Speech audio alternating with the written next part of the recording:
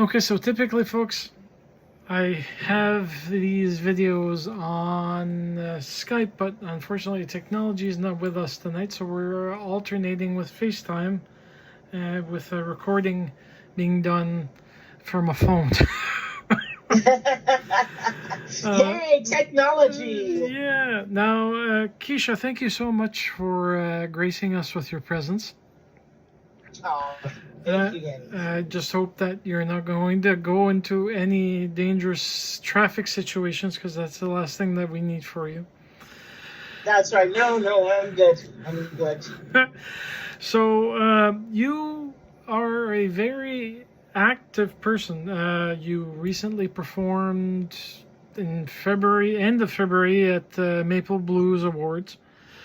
You're a common performer at Hughes Rooms. The last one that you did was with Michael Okipinti and his orchestra, and you were singing the blues, which is a fun change from soul to blues. The only thing I wish is that you could give us more in blues. Oh yeah, I know. I plan to release an album. I was supposed to do it earlier this year, but as you stated, I'm so busy. I want to make sure that the album is good. So I've been writing some tunes so that I can bring out a full-on blues album. Okay. So tell me, when did you start performing? Because I know, which some Canadians may or may not know, on the Canadian Idol version of the performances and whatnot, she appeared in season 1. That's right. That is a throwback. Yeah, but it shows how far you've come, because I've been listening to the albums available through Spotify.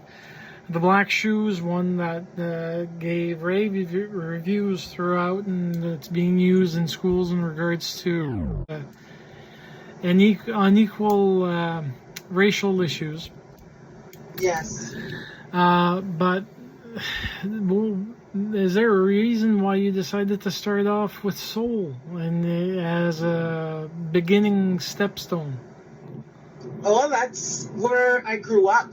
That's been my foundation in my home growing up in a Jamaican household. Yes, we had the reggae music playing, but mainly my mom loved soul music.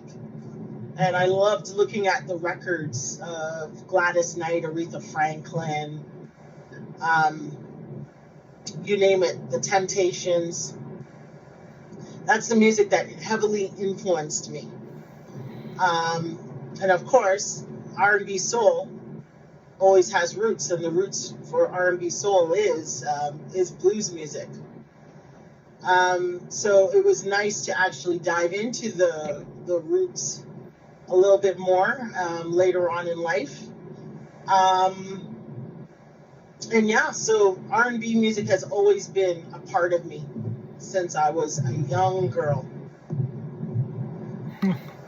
So you sing mostly. I haven't seen you do any musical accompaniments on instruments, so I'm assuming that that's your major musical option of choice.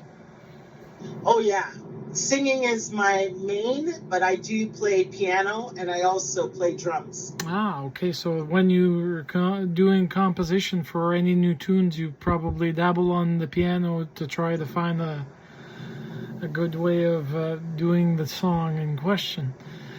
That's right. Yeah, most of my compositions, although it's a team effort, I usually come with the bare bones of the song, like chord structure, and then I give it to the experts and say, this is what I've come up with, and then they make it all pretty and nice. So yeah, I love playing piano. I also played flute for 13 years. I plan to pick that up again very soon, just to get back into it because I do love it. So yeah. Oh. So you released an album in 2021, and now you're working on the brand new one, which we hope to see soon, which is going to grace us with your blues chops. The blues chops, yes. Oh, yeah. Any musicians that we should look forward to that are going to be assisting you in this particular endeavor? Well, I must say that, like, I can't say their names without, like, a proper confirmation, but I think the people that will be on this project, I think Canada will be real pleased to have them. Something I always say for the last 2 years being at the Maple Blues Awards as a host, I remember last year I said, a lot of you here, I've been on your albums as your backup singer, arranger, it's so now it's time that they're coming on to me and they're going to be helping me out. So with arrangements, production. So I'm looking forward to it. It's going to be an all-star cast. Let's put it that way. Well, so far that's what I saw, because a lot of I can't say non-professional. It is professional, even if you're a backup singer. Yeah. But you did perform as a backup singer for many musicians that were doing a gig somewhere where they knew that you were around, and the people said, "Okay, Quisha's available. Call her now." Yeah, you know what? Singing background vocals is an art form that sometimes people actually think that lead vocalists, if you can just sing, you know how to sing backgrounds. But it's not the truth. It's like there's people that can sing backgrounds really well but cannot sing lead, and vice versa. And I really love singing background vocalists because I love to support people in what they're doing. And so I find it fun because you can be so creative and kind of be in the background, fade it a bit, but also give little pops here and there to elevate the artists as they are showing their craft. So I love it, love it, love it, and I will never, ever stop doing it. I remember Whitney Houston singing backgrounds. Yeah, J-Lo, the same thing. Yeah, Whitney Houston sang backgrounds for the Winans, which is the gospel group family. And I recall the story was everyone was like, "No, Whitney, you cannot sing backgrounds. You are a star." And she said, "Why not?" Because she understood that it's just all singing. Doesn't matter if you're lead or backgrounds. If you're talented and can do it, why not? And she found so much joy in doing it. So for me, I don't care how old I get. I would be singing backgrounds. Oh, you're still, as long as I can. You're still young, so that's a good thing. Oh, yes, I am still young. That's for sure. Yeah. Now, I understand from my research that you are also a choir director. So how are you even capable of doing this on an ongoing basis without going crazy? Oh my. Man. I guess because I love it so much, I just structure my life. Okay. In the way that I am able to do the choir rehearsals. Now, mind you, I usually do choir rehearsals on Sunday. I'm also the pastor of worship and creative arts at my church. Oh, nice. So my Sundays are a long day. I'm at the church from like I get up at about 6:30 on a Sunday morning, and then I'm there at 7:30, and I'm there all day, and then choir rehearsal starts at 2:00, ends at 3:30. By the time I lock up the whole building, I don't get home until about 4:15. So I am zonked, but it's all worth it when I hear all those beautiful angelic voices coming together and singing. It's just a wonderful thing to hear the harmonies of a group of people coming together. So yeah, I don't know how I do it all, to be honest. I think maybe it's because I find so much joy and pleasure it doesn't feel like work. If that makes any sense. Well, pretty much, yeah. All the musicians that I've had a chance to actually interview, be it musician or singer, have the same type of aesthetic when it comes to it, because they don't feel like they're working. They feel like they're just participating in their passion. So it's less That's of exactly it. Yeah. It's less of an issue for many people, including yourself. Yeah.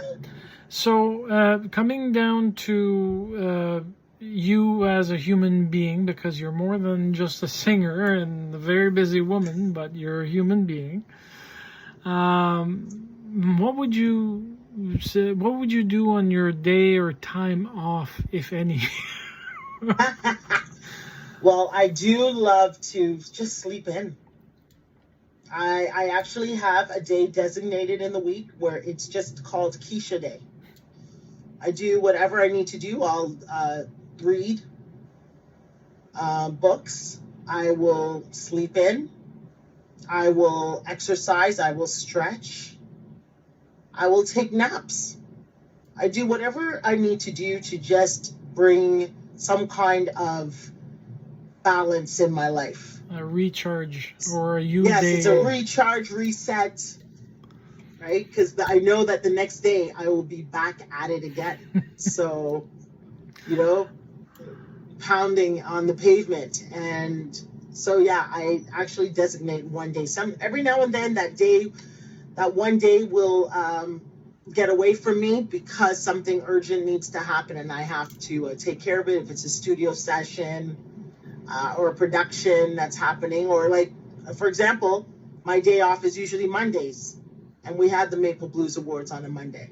Oh, okay. So I lost that Monday that week, and I really feel the tiredness when I don't have that day off.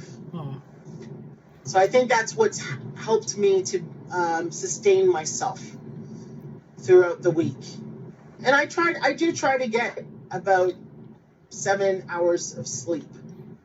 Okay, so well rested, and then morning routine to get you up and charged, and off you go doing your thing. Yes, absolutely. So with a future album coming up, we're going to look forward to actually hearing about it once it starts touring around the press junkets and whatnot. Yes. And the last question I can really ask, because there's not much I can ask. There's too much that we could go into, but you're driving and I'd rather have you alive. Oh, that's okay. I am fine. I'm focused. I'm a multitasker. Yeah. That's how I get my work done. Okay. Thankfully, you're not looking at the phone, so we don't have any issues with you being distracted with the eyes on the road. That's right. The last question that I typically ask is kind of weird. It's always relevant to food experiences. So what would you say is your favorite food dish? Oh, my goodness. Well, Jamaican background, I would have to say oxtail. Oh. With rice and peas and a nice salad and fried plantain. Or some people say plantain, but it's plantain. And I just love a home-cooked meal. Real good. But I love food, so. So is it you doing the cooking, or is it somebody else? You know what? My mom. I think it's her love language. She loves to take care of people. So all her children, we've all, moved out of the home. She's an empty nester. Mm-hmm. But she still cooks for all of us. So every Sunday, she sends out the bat signal.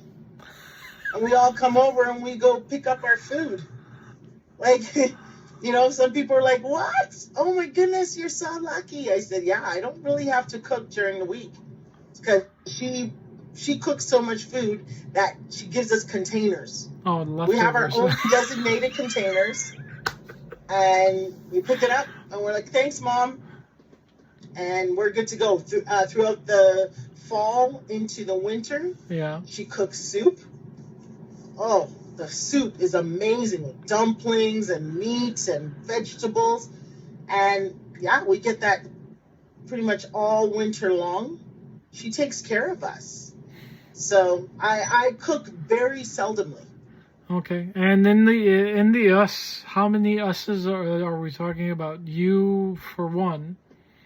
Yes. So there is 4 of us. Okay. Yeah. But for my dad, if I added my dad's other children, there's 7 of us altogether. Oh, nice. That's a big that's a big grouping when it comes Big to family. Oh, yeah. So Quisha, Really big. thank you so much for taking the time to actually doing this. I'm so happy that You're you could make it welcome. and that we could connect. But I hope to hear about this new album very soon. I will.